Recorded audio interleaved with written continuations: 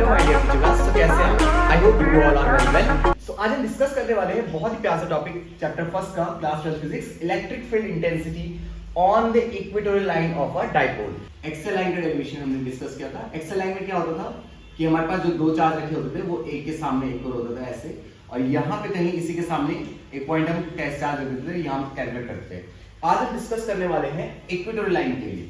अब equatorial line के लिए होता कैसे, पहले आप उसको समझ लीजिए। सबसे पहले क्या करेंगे मेरे बच्चे, डाइपोल बनाएंगे।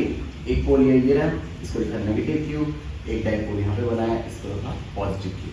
ठीक है, अब इन दोनों के बीच का जो डिस्टेंस होता है 2l का होता है। शॉर्टेस्ट डिस्टेंस को हम कर देते हैं l एंड l। एनसीईआरटी वगैरह में आप देखेंगे तो वो l या a लिख सकते हैं, ऐसे कोई फर्क नहीं पड़ता। ठीक है, ये शॉर्टेस्ट डिस्टेंस होना चाहिए बस। अब यहीं से एक r डिस्टेंस पे एक पॉइंट एज्यूम करो आप p, जहां पे आप इलेक्ट्रिक फील्ड इंटेंसिटी निकालेंगे।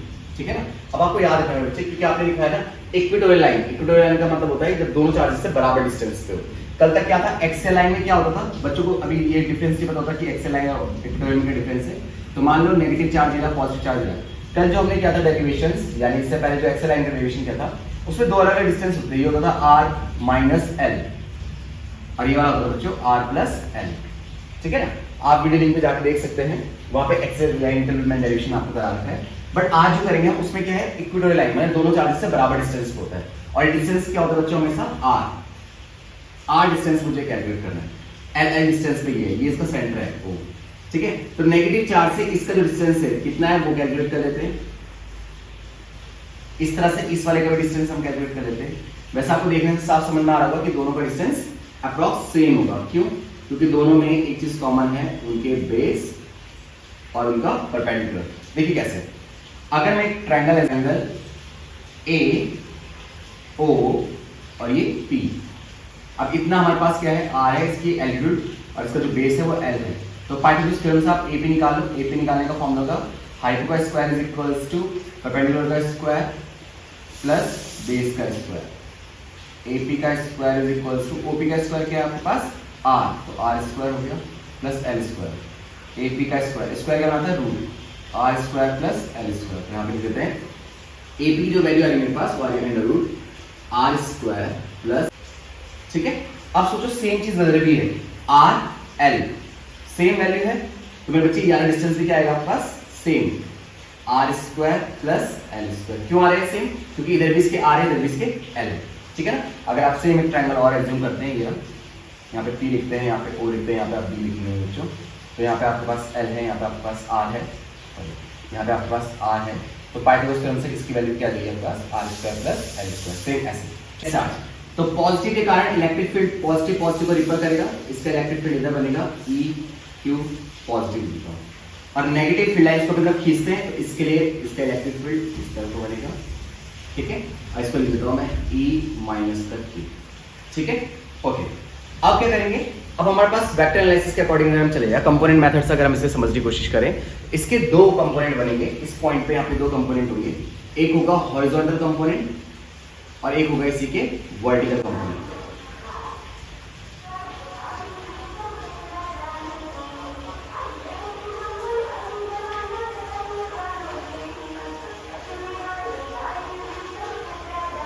वर्टिकल कंपोनेंट हम कुछ इस तरीके से डिनोट कर देते हैं, ये पॉजिटिव का हॉरिजॉन्टल कंपोनेंट है और ये नेगेटिव का हॉरिजॉन्टल कंपोनेंट है। ठीक है, अब क्योंकि ये वर्टिकल है तो हम इसको क्या करेंगे, साइन थीटा।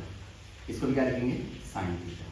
अभी थीटा कौन है मैं आपको बताता हूँ। ठीक है ना, तो यहां से लेकर यहां तक का देखिए आप एंगल, जिसको अगर हम थीटा एज्यूम कर रहे हैं, जितना ये इसका हाइपो है उतना ही इसका भी हाइपो है, इसका बेस सेम है, तो ये कॉमन है परपेंडिकुलर। इसका मतलब ये वाला ट्रायंगल इस ट्रायंगल का बिल्कुल सिमिलर है, तो यानी ये कितना होगा, थीटा होगा।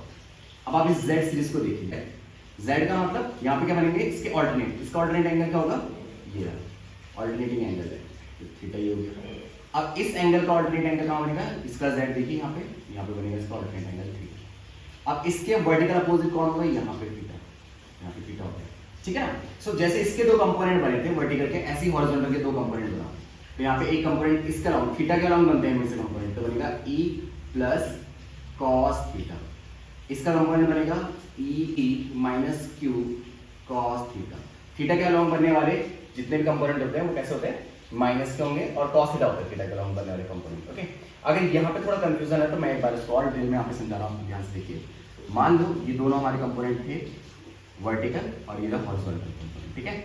यहाँ पे हमने करा इस तरह से, ये हमारा एक फील्ड है, इस तरह से हमारा फील्ड है E1, जिसको हम E प्लस का क्यू कह रहे हैं और इसको हम कह रहे हैं E माइनस का क्यू, जो कि आप डायग्राम में देख के समझ पा रहे हो, ये दोनों, ठीक है। और ये मैं एक बार ताकि यहाँ पे आपको अच्छे समझ में आए वो समझा, ठीक है। तो यहाँ पे जाएगा E प्लस का क्यू और यहाँ पे देते हैं साइन थीटा, E माइनस का क्यू साइन थीटा, इसका वर्टिकल कंपोनेंट हो गया, क्योंकि वर्टिकल कंपोनेंट एक दूसरे के जस्ट अपोजिट है तो एक दूसरे को क्या कर रहे होंगे, कैंसिल आउट कर रहे होंगे। तो यहाँ पे एंगल थीटा है और यहाँ पे एंगल थीटा है। थीटा के अलावा हमेशा कौन बनता है, कॉस थीटा।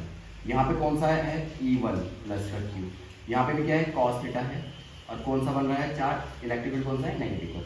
तो इस तरह से ये वाले कंपोनेंट एक दूसरे को कैंसिल कर रहे हैं, बट ये कंपोनेंट अभी है। तो अब कैसे लिखेंगे, इन दोनों कंपोनेंट के करते हुए चलेंगे अभी, ठीक है ना। E1, तो E1 के लिए फॉर्मूला आएगा यानी कि प्लस का क्यू के लिए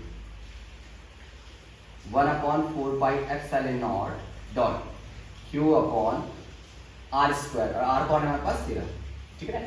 इसके लिए बना रहे हैं E प्लस के, आर हमारे पास क्या है इसका, √r² प्लस l स्क्वायर का होल स्क्वायर, क्योंकि इलेक्ट्रिक फील्ड का फॉर्मूला अगर आपको याद होगा तो 1/4πε0 dot q upon r square का, तो ये हमने इस तरह से रख दिया, ठीक है। प्लस का क्यू था इतना, ये इक्वेशन फर्स्ट हो गई।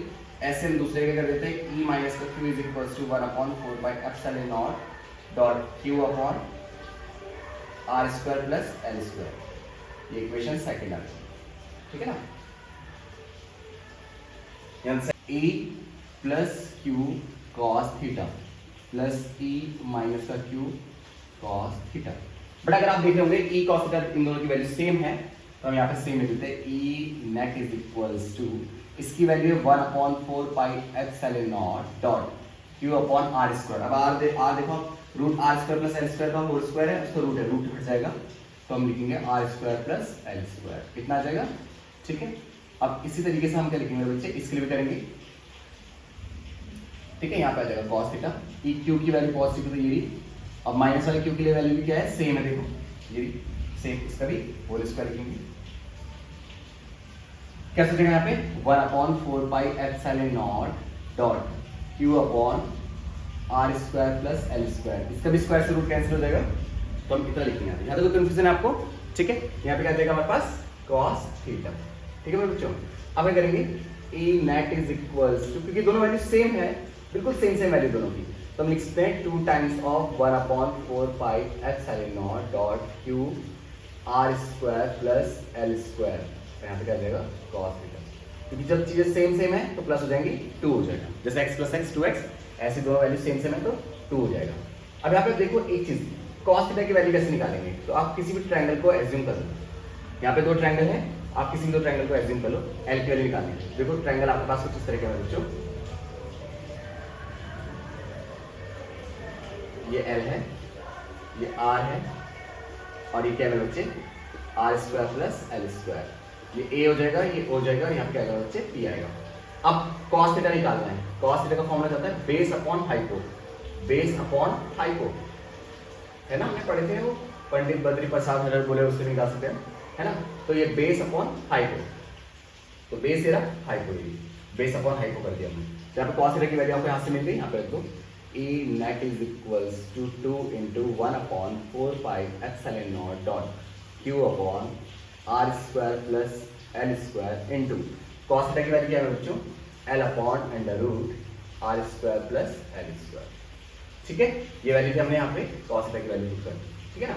चलो अब क्या करेंगे बच्चे, E net is equals to 2ql, इसको हम P लिख सकते हैं, क्योंकि डाइपोल मोमेंट का फॉर्मूला होता है P is equals to q into 2l, electric dipole moment का फॉर्मूला होता है P equals to q into 2l, तो हमने q2l की जगह लिख दिया P, यहाँ बचा 4πε0 डॉट 1 अपॉन, अब देखो ये और ये बचे हैं बस, 2ql को तो हमने P लिख दिया, 1 के अपॉन में ये, 1 के अपॉन में ये बचा हुआ। अब एक चीज समझो मेरे बच्चा, ये है r² प्लस l स्क्वायर की पावर 1, और यहाँ है r² प्लस l स्क्वायर की पावर 1/2।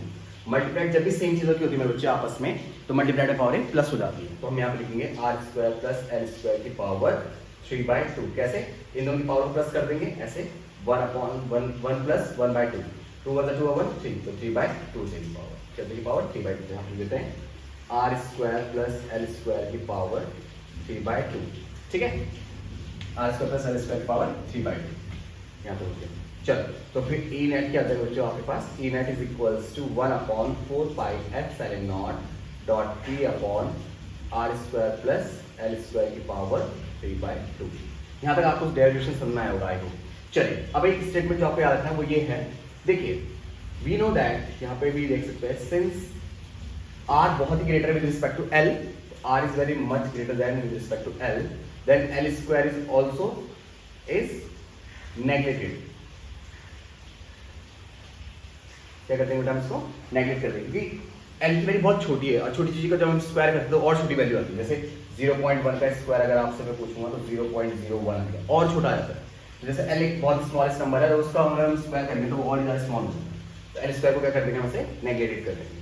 अगर हम इसको नेगलेक्ट कर देते हैं तो हमारे पास वैल्यू बचती है E net is equals to 1/4πε0 dot t upon r square की पावर, ये नेगलेक्ट हो गया 3/2, ये पावर इससे कैंसिल हो जाएगा स्क्वायर से, यहाँ पे समझिए इसको जैसे आर स्क्वायर है उसकी पावर 3/2 है। जब बच्चों पावर के ऊपर पावर होगी, पावर आपस में इंटू जाती है, इंटू 3/2 कर देंगे, 2 से 2 कैंसिल, तो यहाँ से आर की पावर है। तो हमारे पास जो फॉर्मूला आएगा E net is equals to 1/4πε0 dot p upon r p. तो ये तो आ गया ई नेट का फॉर्मूला।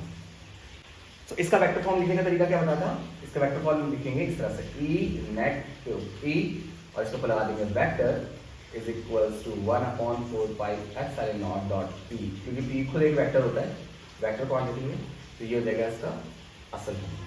ठीक है, आप जब भी डेरिवेशन ड्राइव करें तो यहाँ पे कंप्लीट ड्राइव करें। I hope to understand. कहीं पे कोई भी कंफ्यूजन अगर आपको लग रहा हो तो आप मुझे आस्क कर सकते हैं। ठीक है, आप मुझे कमेंट करना, मैं आपको एक्सप्लेन कर दूंगा अगर यहाँ पे कोई भी डाउट है तो। ठीक है, और अगर समझ में आया तो please like share and subscribe. Thank you so much.